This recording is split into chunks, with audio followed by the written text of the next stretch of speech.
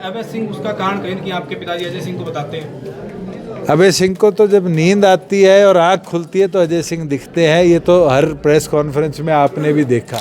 हम भी तो 0 से उठकर 10 पे गए, फिर 0 पे आए, फिर क्या पता 45 क्रॉस करके प्रदेश में पूर्ण बहुमत से सरकार बनाएंगे। चोर आज चोरी पकड़वाने के लिए औरों को चोर कह रहे हैं, इससे बड़ा चोर कौन होगा। अभी जो अभियान चला रखा है वोट चोरों गद्दी छोड़ो, उसको लेकर क्या कहना चाहिए? वोट वाकई में चोरी हुए हैं या फिर घोषले कर रहे हैं? वोट चोरी सबसे पहले किसने की है ये कांग्रेसियों से पूछो। मैं तो आपको 2014 का उदाहरण दे सकता हूँ, राई सीट का, जब डॉक्टर अजय सिंह चौटाला जी के साथी थे इंद्रजीत दहिया, हमारे चुनाव चिन्ह पर थे, और जय तीरथ दहिया कांग्रेस के चुनाव चिन्ह पर थे। 3 वोटों से इंद्रजीत दहिया को चुनाव हराया गया। 4.5 साल हमने इलेक्शन पिटीशन के माध्यम से बैटल लड़ा और वो लड़ाई जीती, और जब जय तीरथ दहिया की सदस्यता गई तो चोर आज चोरी पकड़वाने के लिए औरों को चोर कह रहे हैं, इससे बड़ा चोर कौन होगा।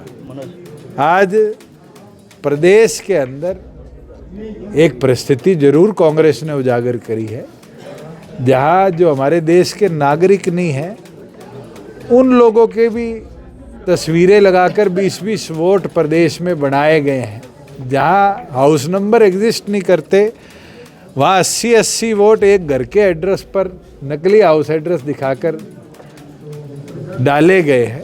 ये क्वेश्चन बहुत बड़ा रेज करता है इलेक्शन कमीशन पर, और इलेक्शन कमीशन का ये कहना कि हम इस पे इंक्वायरी नहीं करेंगे जब तक एफिडेविट नहीं आता, ये एक स्वतंत्रता का जो अधिकार उनको मिला है उस पर भी क्वेश्चन मार्क बनाता है। इलेक्शन कमीशन को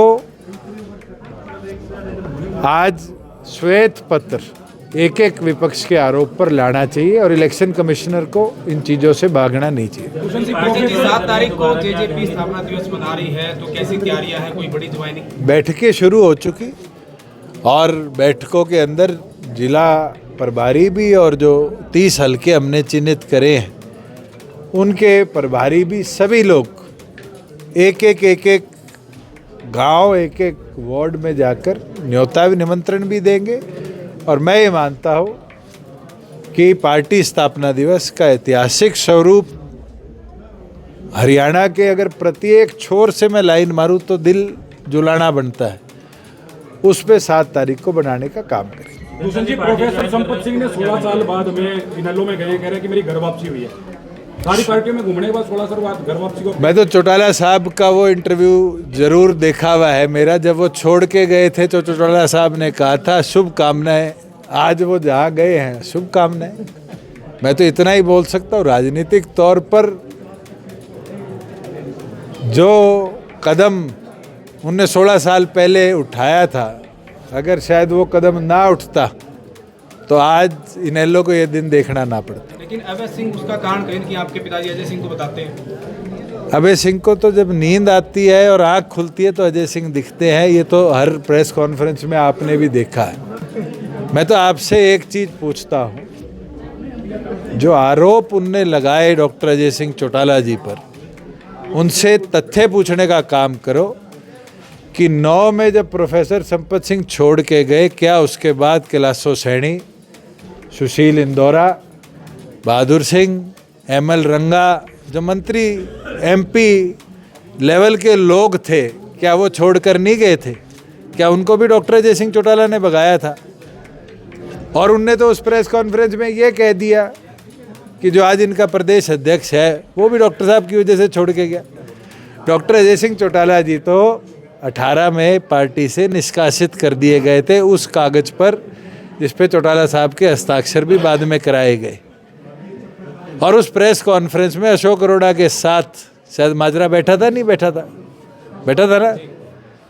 तो डॉक्टर अजय सिंह चौटाला अगर इतना दम रखते हैं कि किसी पार्टी के नेता को उस पार्टी में ना होकर भी पार्टी से भगा दे, तो फिर तो डॉक्टर अजय सिंह चौटाला जी के कद की तुलना शायद मैं इनेलो के किसी भी पदाधिकारी से कभी ना करूं, और आज हमें करने की जरूरत भी नहीं है।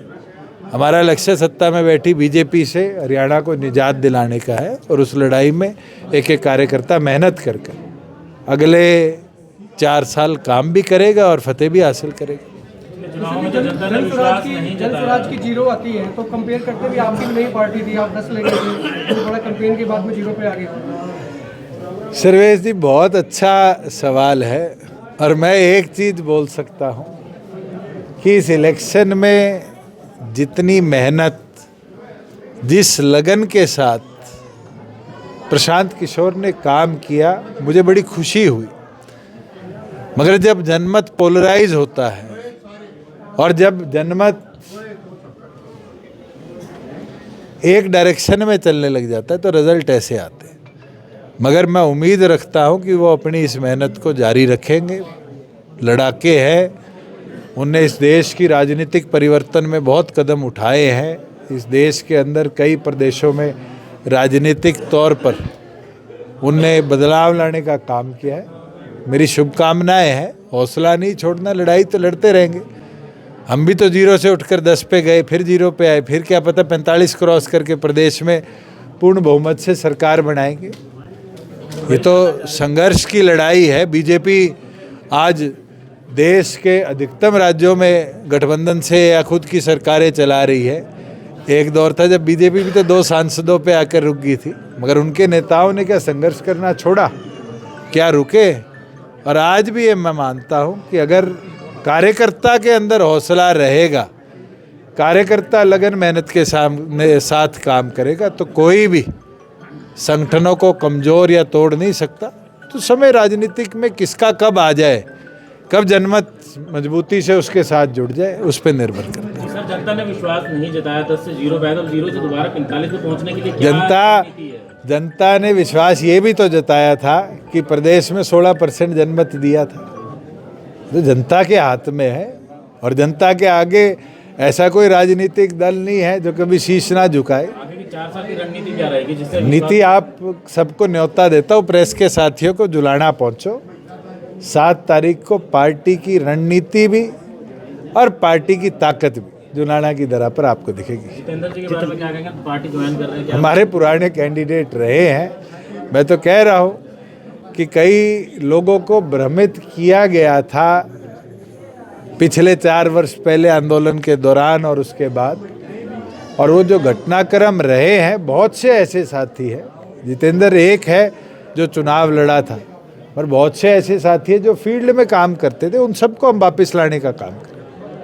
बीजेपी आप ज्वाइन कर रहे हैं फिर से एक बार, क्या कुछ कहना चाहिए? देखिए, मेरा परिवार है जिन्होंने मुझे पहचान दी और इस लायक बनाया कि आज मैं जनता के बीच में जा पाता हूं। और मैं किन्हीं 1-2 साथियों की वजह से भ्रमित होकर के मैं एक बार चला गया था, लेकिन अब दुष्यंत जी और दिग्विजय जी के योग से दोबारा अपने परिवार में जुड़ रहा हूँ। और जैसे कि इनके आने से पहले मुझे जितने भी पुराने साथी मिले, सब देख करके मुझे इतने खुश हुए और मैं देख करके उनसे भी ज़्यादा खुश हुआ कि मुझे मेरा पुराना परिवार मिल गया है। जितेंद्र जी, आपने अभय जी के साथ भी काम किया है, दुष्यंत जी के साथ क्या फर्क है? देखिए, उनका जो बोलने का लहजा है वो आपको भी पता है कि उनके मुंह से कब क्या निकल जाए। और दूसरा, उनसे बात करना इतना मुश्किल है कि किटार्थी तो क्या, उनका कोई नज़दीक भी नहीं फटक सकता जितना टाइम मैंने उनको देखा है। और काम करते रहो। जो 2-4 साथी उनके भी साथ हैं, उन्हीं वजह से, जैसे वो जो उनको गाइड करते हैं वो उन्हीं के हिसाब से चलते हैं। उनसे ज़्यादा उनको सीधा जो कार्य करता है उनसे कोई लेना देना नहीं, कोई मतलब नहीं। दुष्यंत जी तो सीधा जुड़ाव रखते हैं जी, तभी आज हम दोबारा से आए हैं भटक करके। ठीक है, थैंक यू।